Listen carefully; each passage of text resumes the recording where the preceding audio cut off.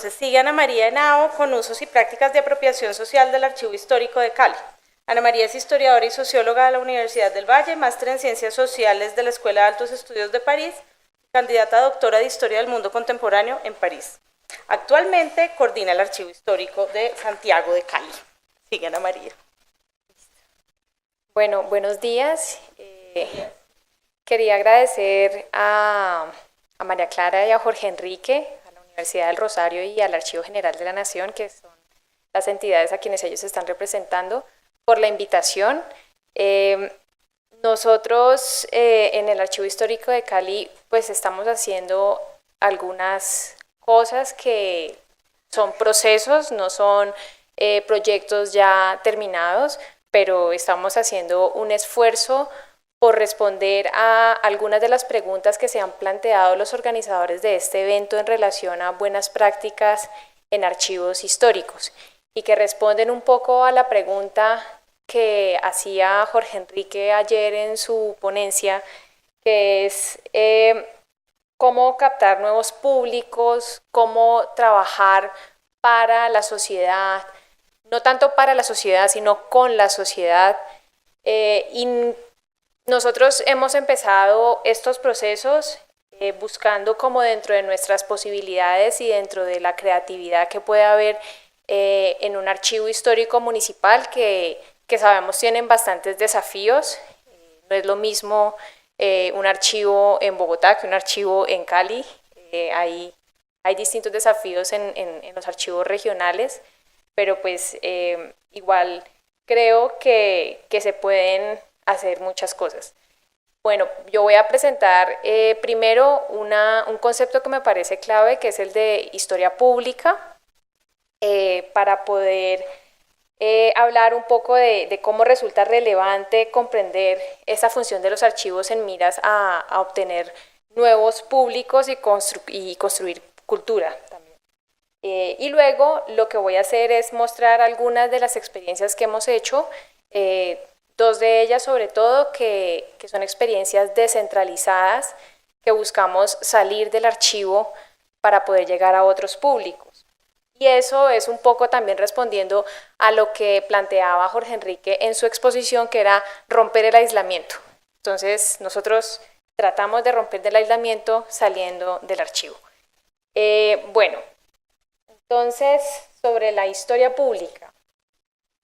Este debate de la historia pública nació en Estados Unidos en los años 70, en Canadá también, y sobre todo lo que buscaba era responder a una nueva idea de ese rol que cumplen los historiadores y la historia en la sociedad, más pensando en función a un público que no es especializado y a una participación pública en la construcción de esa historia.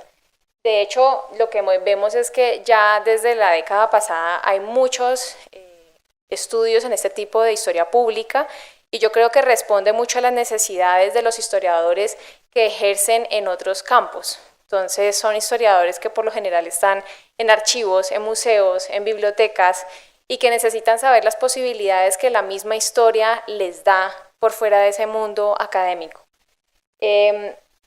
Estos espacios, en estos nuevos espacios, la cuestión central es cómo hacer pública esa historia en un ámbito que realmente no es de profesionales y no es el campo convencional en el que se ha concebido la historia.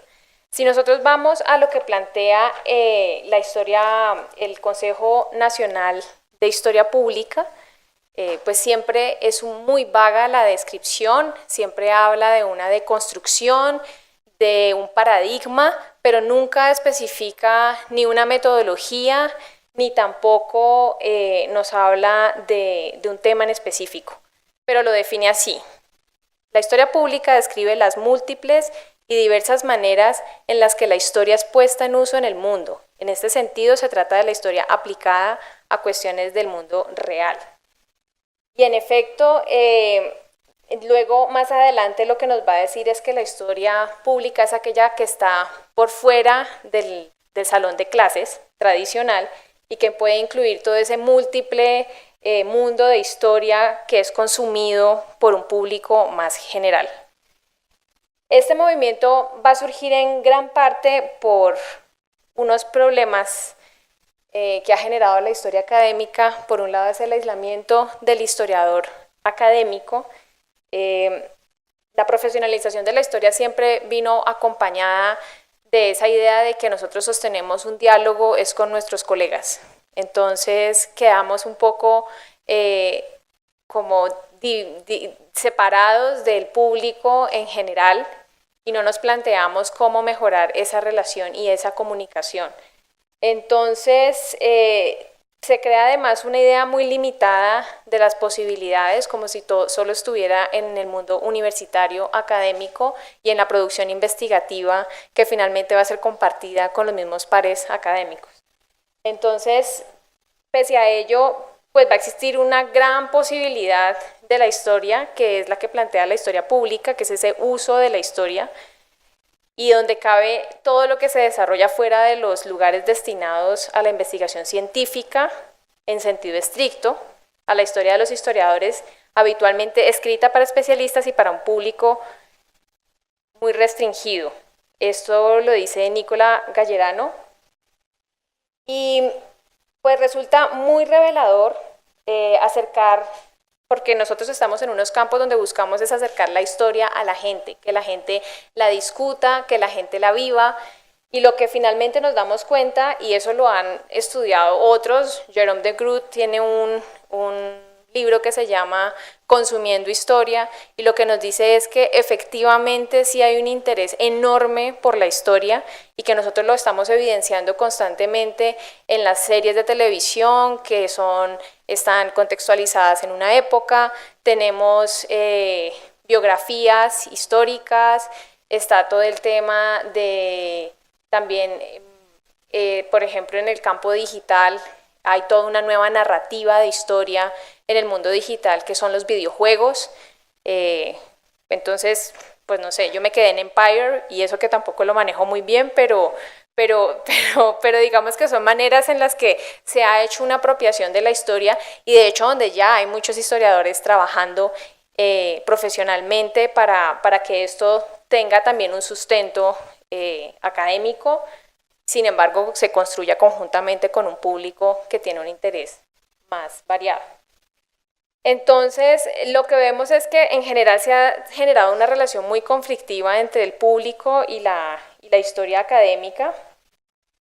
Y lo que sí nos consta es que la historia tiene muchas maneras en las que es apropiada, en la que es vendida, en la que es representada, en la que finalmente es experimentada, porque digital también se experimentan muchas cosas. Parte de la historia académica también, de la historia pública, perdón, plantea esa posibilidad de que las cosas que son producidas en la academia sean llevadas a un público, pero ahí también se genera una dualidad y una distinción entre quién tiene el conocimiento y a quién se lo vamos a llevar. Entonces se genera ese público que es un público pasivo y el historiador, conocedor, que es quien lleva el conocimiento más ilustrado a los demás. Entonces esa historia que es vista como agentes productores especializados con consumidores pasivos ha sido un poco también discutida desde la historia pública, porque lo que se quiere desde la historia pública es más pensar al historiador como un mediador, como una persona que ayude a construir precisamente para lograr explorar esa manera en que la historia o el pasado se convierte en historia y también en algo que también tocaba Manuel, que es poder llegar a tocar ese entusiasmo que en la gente sí existe por la historia y que puede llevar a prácticas y a entendimientos distintos. Y entonces, pues eso es como parte de lo que se busca en este campo.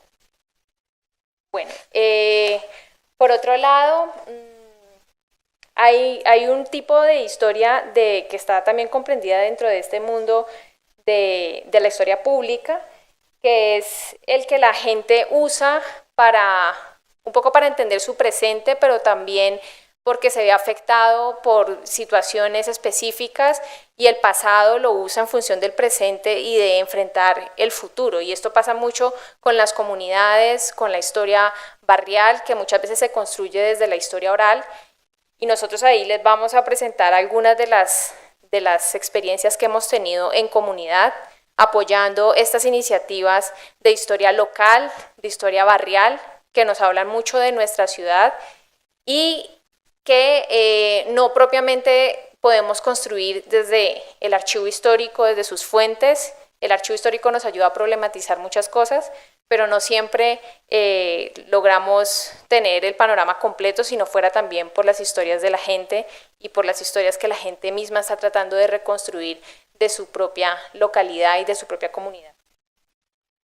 Bueno, además del problema que tenemos los historiadores, los archivos tenemos otro problema enorme, y es que también tenemos a veces una mala imagen que se va entre el estereotipo y la invisibilidad.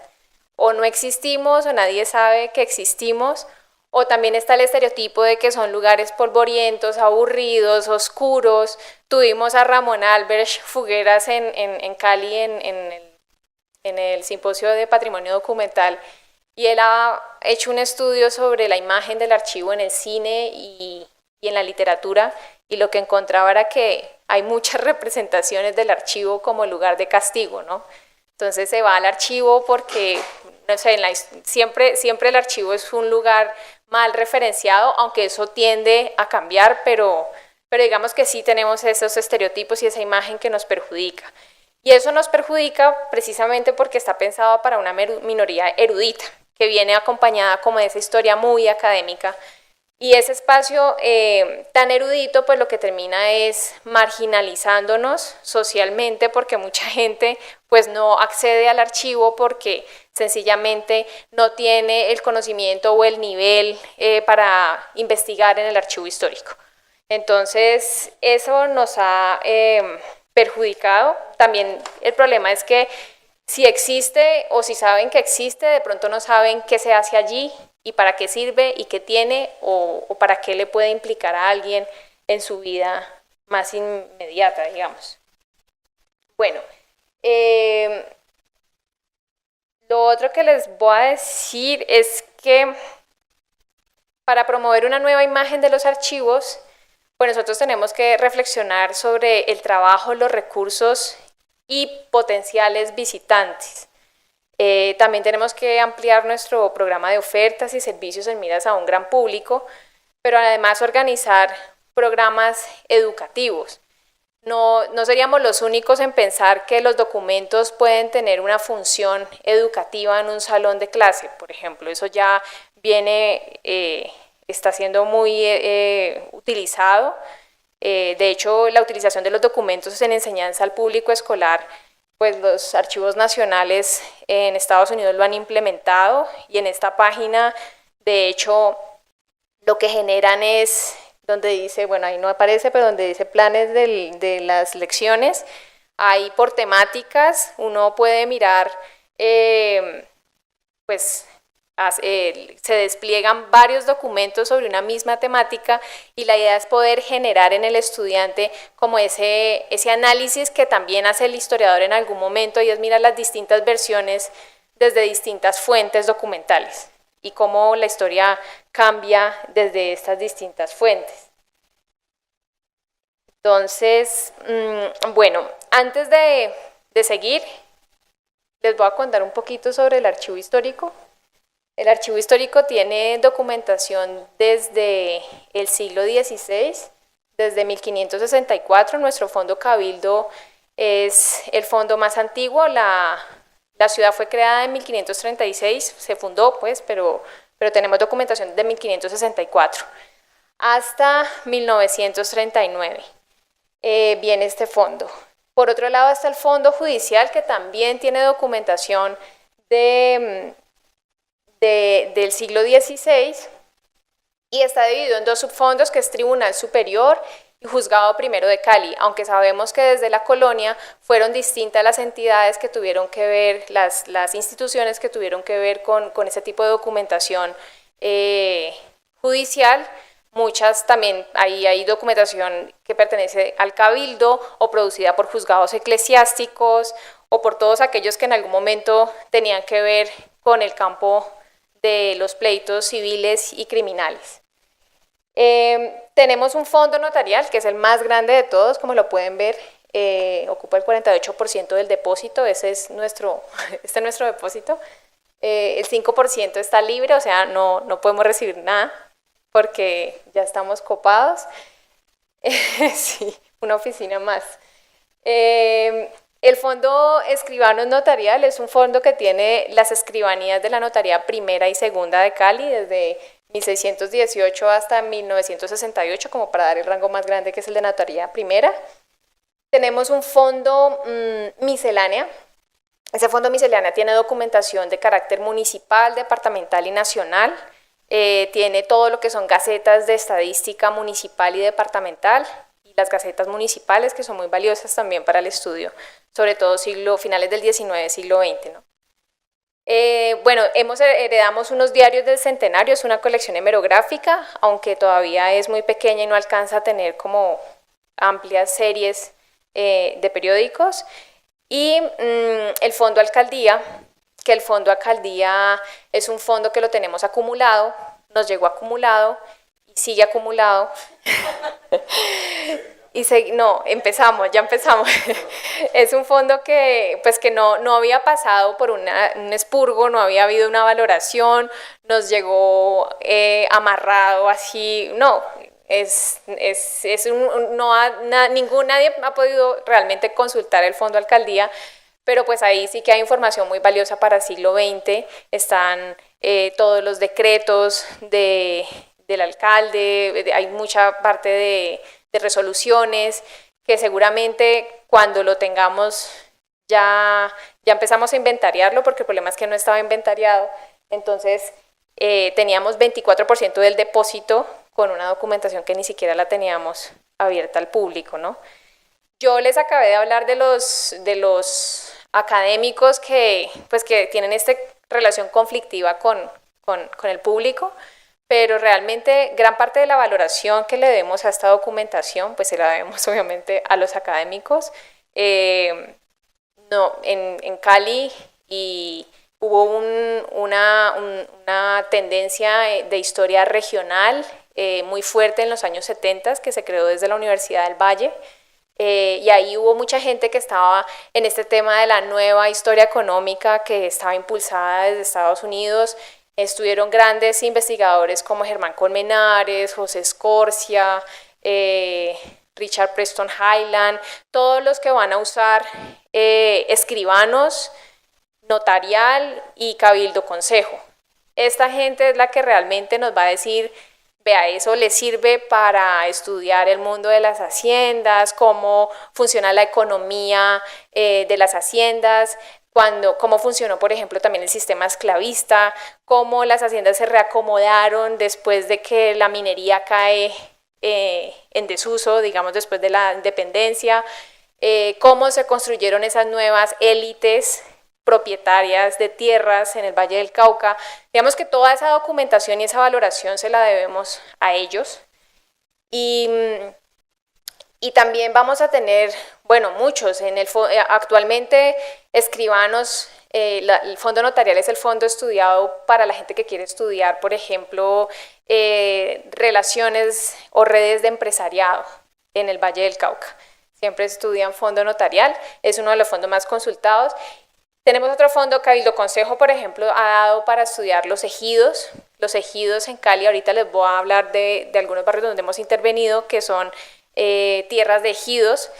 Hay una investigadora, Margarita Pacheco, que estudió que Cali es realmente una de las pocas ciudades que guarda memoria de sus ejidos. Y sus ejidos son esas tierras que desde la colonia se pensaban como tierras del común. Y aún actualmente hay pleitos porque la gente todavía reclama los ejidos. Entonces, esto es como para mostrarle que efectivamente la valoración sí pasa por una visión académica, pero pues que obviamente la distancia todavía existe. Bueno, sobre la tipología de usuarios. Bueno, se me olvidó decirles que el archivo fue creado por decreto en 1958. Nosotros, de hecho, estamos celebrando 60 años este año. Y no tuvo sede fija. Entonces, eso quiere decir que más o menos a partir de del 2010 ya el archivo va a tener otro tipo de función más cultural, más enfocada hacia la difusión, porque antes estaba de un lado para otro o apenas estaba recibiendo parte de los fondos, pero el fondo judicial llegó después, las escribanías también llegaron en 1990 y algo, en el 2001 creo que llegaron judicial, entonces igual se estaba como construyendo. Pero ahora sí que se piensa como un espacio de difusión cultural y de apropiación del patrimonio documental del Valle del Cauca y de Cali principalmente. Bueno, lo otro son que para nosotros poder como generar propuestas, hemos tenido que hacer una tipología de usuarios. Tenemos unos usuarios especializados investigadores. Esos usuarios por lo general están muy familiarizados con los catálogos, con los inventarios, cómo investigar. A ellos no hay que decirles mayor cosa, rara vez llegan desubicados al archivo. Estudiantes universitarios de diversas carreras, estas personas son las que están interesados en saber qué hay en el archivo, cómo puedo investigar, y por lo general son los que atienden a charlas donde se les presenta en qué consisten nuestros fondos, les presentamos una muestra documental de lo más importante que tenemos o destacado o de los principales documentos, y tenemos otro público que es un público escolar de bachillerato. Este público de bachillerato también a veces lo atendemos de la misma manera.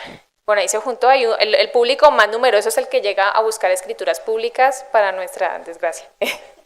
Pues quisiéramos que fueran más investigadores, la verdad, pero bueno, realmente el fondo notarial se mueve bastante. No sé si pasa así en el archivo general, pero en nuestro archivo el fondo notarial se mueve muchísimo. Y ahora tenemos un problema y es los no usuarios. Los no usuarios es la primera infancia y niños de 6 a 12 años. Nosotros, curiosamente, estamos en un centro cultural, pero en ese centro cultural además hay una biblioteca infantil, y los de la biblioteca infantil no iban al archivo porque no era para los niños, porque era aburrido, porque les empezaban diciendo el archivo histórico está compuesto por 5 fondos documentales, entonces salían despavoridos. Creo que éramos la peor experiencia de los niños en el centro cultural. Entonces nos empezamos a dar cuenta que efectivamente teníamos una falencia enorme para poder acercarnos a los más chiquitos. Y por otro lado, a la comunidad en general, lo pongo así, pero realmente va a ser toda esa gente que no va al archivo porque cree que dentro incluso de su misma reconstrucción de memoria histórica de barrio no tiene que ir al archivo y podría ser valioso, pero no, realmente no ven el archivo como un lugar donde puedan estar. Bueno, entonces, frente a esos problemas, pues nos dimos a la tarea de mirar qué posibilidades hay en la función didáctica de los archivos. De hecho, hay muchos países que han experimentado ya este tipo de relación entre archivos y centros educativos. Francia con los archivos nacionales lo hizo como desde 1950 y había todo una posibilidad de ver en el archivo una experiencia adicional de aprendizaje o que se sumara a lo que estuviera pasando dentro de las aulas de clase. Eso obviamente supone muchas cosas, métodos pedagógicos, usos de materiales, recursos didácticos, y nosotros por eso empezamos como a ver de qué manera podíamos mejorar nuestra relación con los centros educativos y realmente proponer algo interesante, sobre todo para los más chiquitos. Y para los de bachillerato, pues ya habíamos empezado a hacer algunos talleres, como era el de laboratorio de investigación, que era un poco poder ponerlos en el lugar del investigador con distintos documentos sobre el mismo tema. El de 150 años de transformación urbana era a partir de los planos de Cali de distintas épocas para mostrar la transformación de la ciudad. Aprendiz de escribano, que también lo hacíamos en sala, pero ese era como el inicio con los más chiquitines, que era un poco mostrarles cómo funcionaba el escribano público, pero pues no le íbamos a decir eso, pero la importancia de la habilidad de escribir y de poder tomar registro de todo lo que pasa dentro de los entes de la municipalidad. Y bueno, ahorita está la gran malequina del tiempo, que es nuestra maleta didáctica, que realmente es la que queremos descentralizar y estamos empezando a descentralizar precisamente para llegar a ese otro público que definitivamente no va a ir al archivo, porque a veces es muy complicado para los maestros llevar o sacar a los niños de los colegios cada vez más, y también implica un costo y como a veces es muy difícil. Entonces el archivo ha empezado a usar una maleta didáctica. Tenemos unas experiencias anteriores. Estas son de la Universidad del Valle, es de 2 estudiantes de la Universidad del Valle que crearon la maleta de Archibaldo. Archibaldo era el guardián de la historia, él estaba en la casa y la mamá, bueno, además tenía un cómic buenísimo porque él estaba sentado en la casa y tenía todo el cuarto desordenado y la mamá lo manda a organizar y él toca un documento antiguo y de repente se convierte en el guardián de la historia. Y entonces todos los temas de Archibaldo tenían que ver con eso, con ayudar a Archibaldo a custodiar esa documentación. La maleta, como la pueden ver, era rudimentaria, pero la hicieron pensando en el archivo histórico de Cali, de dar a conocer qué era ese lugar. Tenía un CD introductorio, tenía unos plieguitos que parecían como documentos antiguos, tenían plumitas, la lupa, explicaban cómo funcionaba, para qué servía el archivo histórico, y tenían además muchas de las actividades. Nosotros usamos esa maleta, con esa maleta empezamos nuestra primera experiencia en colegios, y por fuera del archivo, pues de manera más descentralizada, tenían sopas de letras, bueno, había muchas actividades lúdicas con los niños, y que nos sirvió mucho para que los profesores realmente vieran que el archivo podía llegar de una manera más amable a los pequeños. Esa maleta fue una de las experiencias iniciales. Luego tuvimos otra experiencia que fueron las exposiciones itinerantes. Nosotros no tenemos ni grandes espacios para hacer una exposición ni grandes presupuestos, pero lo que empezamos fue a ver de qué manera nos podíamos nutrir de nuestra documentación para sacar cosas que podían funcionar con talleres. Entonces, obviamente sacamos cosas que funcionaban con talleres. Entonces, el taller de tipos de letras, luego hacíamos un taller de tipografía donde les explicábamos a los niños los tipos de letra, luego la letra capital, luego les mostrábamos la letra capital en los cuentos, que muchas veces aparece dibujada. Entonces, esa fue como la manera de crear el link con las letras. Luego estaban los sellos coloniales. Los sellos coloniales tienen una cualidad visual muy grande y también se puede hacer muchas cosas con ellos, porque finalmente también se pueden hacer talleres de sellos. Las tintas ferrogálicas también, hicimos una exposición de tintas ferrogálicas y las sacamos. Todas esas exposiciones las llevábamos a centros culturales, a bibliotecas, y de esas experiencias que lográbamos con el tallerista, porque la idea no era que fueran solas, sino que lográramos llevar a alguien que finalmente lograra una aplicación de lo que ahí estábamos presentando. Todo eso, ahí están los talleres de sello con borradores. Ese es el de la oxidación de tinta. La oxidación de tinta pues era con limón, y al final se pasa por el fuego y la tinta se oxida. No presentamos las del fuego porque casi quemamos la biblioteca, pero igual a los niños les gustó bastante. Bueno, esas son como nuestros antecedentes, pero básicamente todos esos talleres que empezamos a ensayar son los que vamos a hacer en nuestra nueva maleta, que es la maleta del Archivo Histórico de Cali. Se llama la Gran Malequina del Tiempo, porque es maleta y es máquina del tiempo. nosotros vamos a transportar a la gente, a los chicos, a otro tiempo a través de los documentos y de todas las actividades que vamos a hacer. Si quieren voy a empezar, allí están parte como de las cosas de la maleta, de algunas de las cartillas. Ahí se socializan todas las herramientas de trabajo.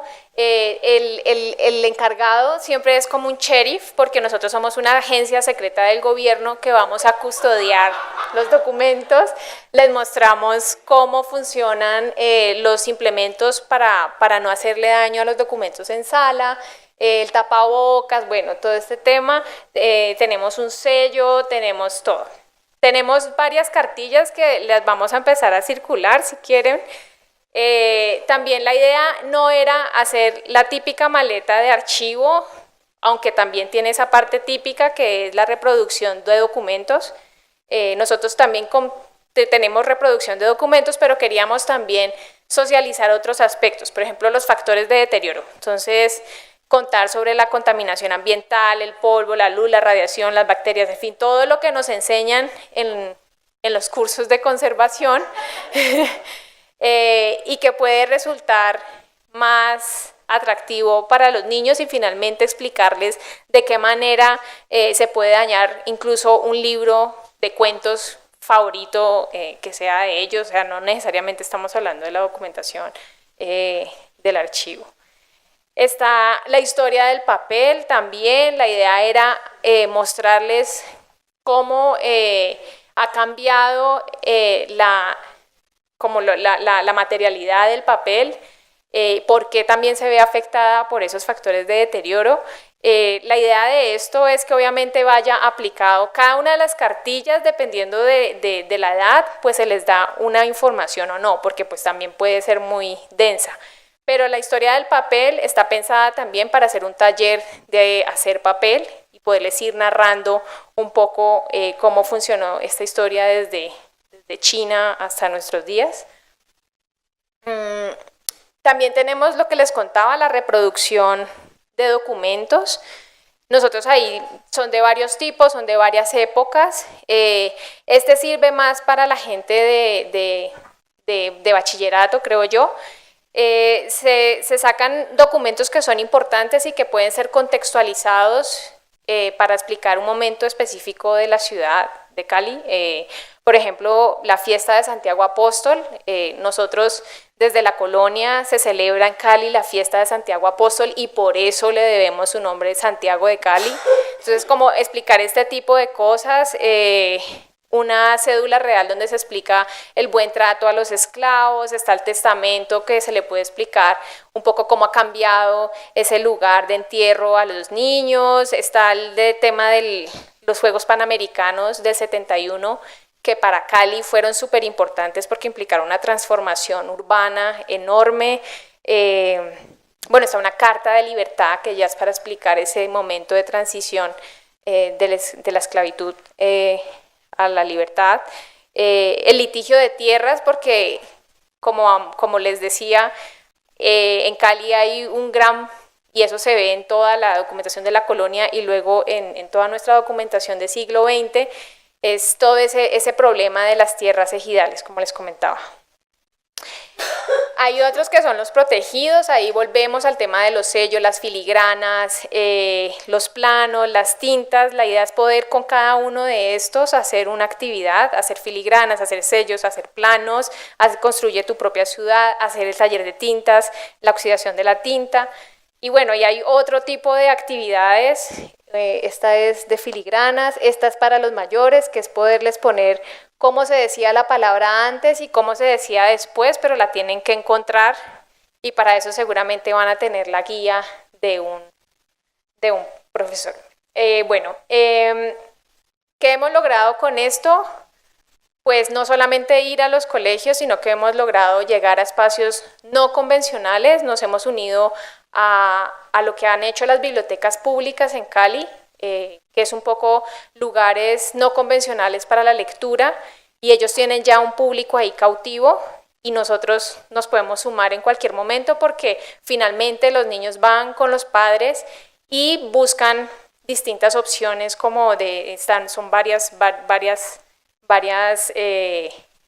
manteles y pueden ir pasando y con la maleta pues podemos atenderlos y ha funcionado muy bien.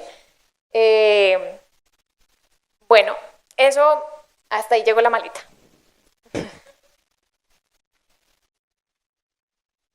Bueno, no les expliqué otra cosa. Bueno, hay unas propuestas que se hacen de talleres. Está por edades. Hay una que tiene que ver con construir su propio archivo con una caja de cartón y poderles decir cómo desde una articulación que se haga previa con el docente, que ellos lleven cierta documentación importante para ellos, variada, fotos, cartas, bueno, y luego llegar con ellos y en la caja poder hacerles la clasificación, la organización, poderles hablar de cómo mejor conservar los documentos. Hay otro taller que tiene que ver con los sellos, está el de construir tu propia ciudad, que es a partir de los planos. Bueno, ahí hay como todo lo que se ha pensado para la aplicación de ese material. Bueno, por otro lado, pues como les decía, ahora con lo de la historia pública pues abarca toda esa dimensión participativa y colaborativa de la historia con personas no académicas, pero cuyo interés a veces es su propia historia, su historia más cercana, su historia de barrio o su historia de la localidad. Ese público, pues nosotros por lo general no lo teníamos en el archivo, y nos vamos a vincular con una propuesta que hacen unos estudiantes de la Universidad del Valle, Manuel Vallecilla y Diana Vinasco, sobre generar esas temáticas de memoria barrio y memoria autobiográfica, pero vamos a llegar a barrios que por lo general ya tienen todo un adelantado, una experiencia de estar como rememorando la historia de su barrio. La metodología son sobre todo grupos de discusión. Ahí hay unas guías que las manejan los mismos talleristas y que siempre llevan unas pues como preguntas para poder generar los debates en la gente. Y también buscamos sobre todo reconocer aspectos sociales de la cultura y de la memoria en relación a ese lugar y a ese espacio. Entonces está la parte de la dimensión material, y es que de la historia de su barrio puede quedar en algunos documentos, en algunas fotos. La gente siempre tiene recortes de periódicos, de revistas. Luego está toda esa parte de la dimensión social, que consiste en reconocer quiénes son los herederos de esa historia, quiénes son los que tienen esa historia dentro de la comunidad, quienes almacenan todos los saberes. Y luego esa historia mental que tiene, esa dimensión mental, que es más cómo se representa esa comunidad frente a la ciudad. Estos talleres buscan ubicar esos acontecimientos significativos que han vivido los barrios a través de trayectorias, también caracterizar aspectos identitarios, contribuir a la discusión sobre el papel de la memoria en relación con el barrio y la ciudad, y también reconstruir muchos eventos significativos y experiencias de los participantes, cómo se fundó el barrio, cómo se consolidó la apropiación del barrio, explorar cómo los participantes se ven frente al presente, al futuro, y cómo consideran que esa memoria debe ser incluida en la ciudad. ¿Esto por qué lo digo? Porque es que donde hemos ido han sido barrios que en este momento, bueno, hemos ido al barrio Agua Blanca. El barrio Agua Blanca, a ver si me adelanto. Bueno, no me voy a adelantar. El barrio Agua Blanca es un barrio que fue fundado después de la explosión del 7 de agosto del 56, y ya estaban cumpliendo, en el 2016 se cumplieron 60 años de la explosión. Es una explosión que nadie conoce y que de hecho nosotros como caleños poco conocíamos hasta que esta población empezó a decir y empezó a hacer todo un movimiento de por qué no se recuerda lo que pasó y la historia de nuestro propio barrio, que se creó gracias a unas casas de zinc que fueron donadas por el gobierno canadiense. La explosión del zinc, Claro, la explosión del 56 fue una explosión que se dio en el marco de la dictadura militar de Rojas Pinilla. Eso venían eran 10 camiones, 10 camiones llenos de dinamita que venían del puerto de Buenaventura y venían hacia Bogotá, pero pararon en Cali. Pararon en Cali y se parquearon cerca al batallón, que en ese momento eran todo, donde ahorita es el centro administrativo, es en todo el centro. Y luego en la noche los llevaron hacia cerca al ferrocarril y a la 1 de la mañana explotaron. Eran 10 camiones cargados de dinamita. Es una tragedia enorme y Colombia no la conoce y los caleños tampoco la conocen. Siempre, o sea, no todo el tiempo uno escucha hablar de la explosión como un evento significativo. Y mucho tuvo que ver que el gobierno de Rojas Pinilla, en medio de la dictadura, como que tapó y logró tapar este evento. Entonces no se ha logrado Agua Blanca, porque sí, hay dos donaciones muy importantes. Una es el del gobierno venezolano que dona el edificio venezolano, que es patrimonio, de hecho, arquitectónico, y las casas de zinc, que son las que dona el gobierno canadiense. Son unas casas de lata que de hecho ellos vienen ahora por todo este tema de valoración que al final ha tenido su propia historia y su propia vivencia, como quieren que lo declaren patrimonio también arquitectónico popular. No es el distrito de Agua Blanca, eso es otra cosa. Entonces, esta población, hay mucha población, la mayoría son hijos o les tocó muy pequeños la explosión. La explosión generó 4.000 muertos, más de 4.000 muertos, es que es impresionante. Y ellos obviamente lo que aprovecharon fueron los 60 años y movilizaron mucho la opinión pública. Hubo otro tipo de organizaciones que también acompañaron estos espacios. Nosotros desde el Seminario Historia de Cali Siglo XX llevamos a la comunidad también al Banco de la República a que hablaran sobre la explosión. Llevamos a uno de los fotógrafos que tiene más registros fotográficos sobre la explosión. Es impresionante, es que la explosión no cupieron los muertos en el cementerio, entonces se tuvieron que enterrar cerca del ferrocarril. En fin, eso fue una cosa de unas dimensiones enormes. Y yo creo que esa conmemoración pues ayudó a que la comunidad misma estuviera muy movilizada por rescatar su propia historia y también porque seguramente, y por eso digo lo de la historia pública con fines de cómo enfrentar su presente y su futuro, es porque también muchos no se han sentido realmente incluidos dentro de las propuestas estatales y de la ciudad misma. Nunca han sentido que se les haya dado algo a pesar de ser los damnificados de la explosión y de semejante explosión. Bueno, aquí narramos en general cómo funcionan las actividades con la gente. Se hacen líneas de tiempo, son líneas de tiempo construidas conjuntamente. Ellos escogen en qué momento se fundó el barrio, como momentos importantes, pero siempre, obviamente, hay distintas historias sobre el mismo barrio. Mapas de la memoria, se establecen en los mapas cuáles son los lugares importantes y que registran como una importancia para cada persona dentro de su historia personal o dentro de la misma historia del barrio que ellos recuerden. También se hacen caminatas con ellos para reconocer esos lugares. Y hay muchas temáticas que salen, que es por ejemplo los inicios del barrio, las luchas y demandas por los servicios.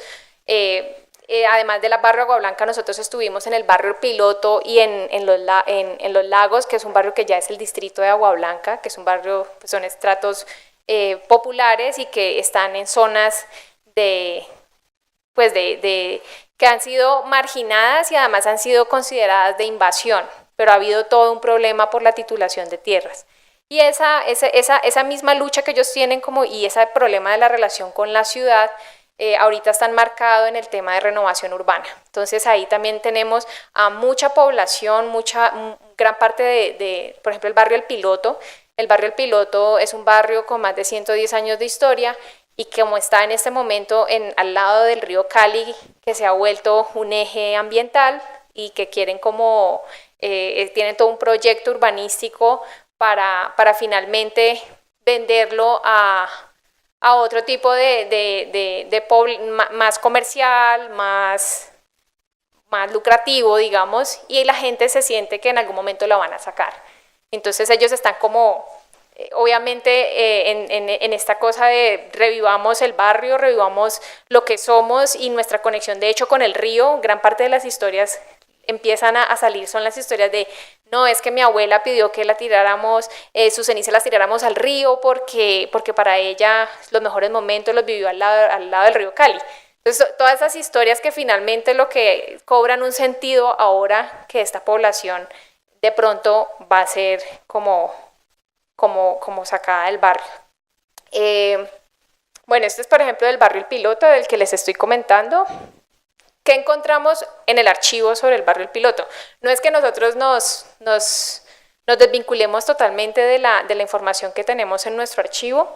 A veces es muy funciona, incluso a veces ayuda a que los investigadores y los talleristas puedan como sacar conclusiones de que la historia oral también tiene que ser contrarrestada con la historia que está en esta documentación, que es más administrativa, es más notarial, como vieron, hay peticiones de las tierras ejidales, hay cercamientos de terrenos por hacendados, entonces ahí está como todo ese conflicto de tierras que existe en Cali, aparece en el archivo. Lo que pasa es que, y lo vemos en la sociedad misma y en sus deseos como de revivir toda la historia y todas sus distintas luchas, ¿no? Estos son ya cosas que ellos tienen dentro de sus archivos. Ellos guardan como toda la historia de su misma lucha por la tierra, por los servicios, cómo se fueron organizando. Bueno, son experiencias comunitarias bien interesantes. Este es el barrio El Piloto. Acá estamos en los talleres, pero también estuvo la Fundación Culata haciendo una intervención muy interesante porque ellos también tomaron este tema de quiénes eran los líderes para el barrio, cuáles eran los eventos más importantes. Entonces el barrio ahorita está pintado con gran parte de la memoria que las habitantes tienen de su propia pues localidad. Estos son los talleres del barrio Agua Blanca. Sobre todo es una población de más de 70 años, no más que 80, bueno, pero sí están bastante adultos, hay unos muy viejitos, pero son de hecho personas que tienen muchos registros del inicio del barrio, de cuando llegaron las casas de zinc donadas por el gobierno canadiense. Y como les decía, pues todo lo que se recoge es en función a lo que ellos no han sentido de parte del Estado, a pesar de ser las víctimas como de la explosión, pero también es gente que guarda muchas cosas de la creación de este barrio, de prensa, de fotos. Y luego está el barrio Los Lagos. El barrio Los Lagos también estuvimos, este sí es distrito de Agua Blanca, y en este caso lo que hemos hecho es un poco reconstruir las dinámicas como migratorias dentro de la misma ciudad. Se hace de manera muy rudimentaria, Google Maps, y la gente un poco como que empieza a ver por todos los lugares de la ciudad donde ha estado, y también nos dejan como los registros de lo que ellos narran sobre las historias de su barrio. Aquí dice, por ejemplo, llegué a la invasión Daniel Guillar porque mi padre, que vivía en el barrio 12 de octubre, anhelaba una vivienda propia y la obtuvieron y le ofrecieron mejora en este sector. Para ese entonces yo contaba con 17 años. Luego vino la lucha entre el M19 y los propietarios de estos terrenos. Ellos no querían venderlos, pero cedieron y se logra la negociación. Digamos que todo este tema de problematización de esos terrenos, que muchos son ejidos y que muchas de las poblaciones, los menesterosos, van a decir eso nos pertenece. Esas luchas por las tierras se van a ver en todo el siglo XX, y actualmente pues mucha gente ya tiene la titularidad porque han habido estas luchas sociales detrás. Han habido, por ejemplo, en el caso del M19, el M19 tuvo mucho que ver con la titularización de tierras en esta zona, pero también en la zona de ladera de Cali. Entonces, bueno, estos son como parte de nuestras experiencias, eso era lo que les quería como contar. Ya para concluir, pues desde lo que les contaba de la historia pública, los archivos se convierten en un lugar privilegiado para esa democratización y uso público de la historia en la medida en que consigan ampliar sus programas de ofertas y servicios a un gran público y de manera descentralizada. Y también creo que es importante como ese uso colectivo del conocimiento y de la información, no porque nosotros vayamos a ser propios, como lo que tú decías en tu exposición, no vamos a ser propios muchas de las cosas identitarias y de las luchas de la gente, pero sí que tenemos parte de la información de esos barrios en nuestras mismas colecciones y ha sido muy interesante también porque no es solamente que la gente esté estudiando, sino que también hay muchos estudiantes de historia que ahorita están interesados en historias de barrio. Y como que esa dinámica lo que ha generado es que mucha gente vaya al archivo a estudiar esa otra parte de lo que no les deja la historia oral en las historias de los barrios. Bueno, muchas gracias.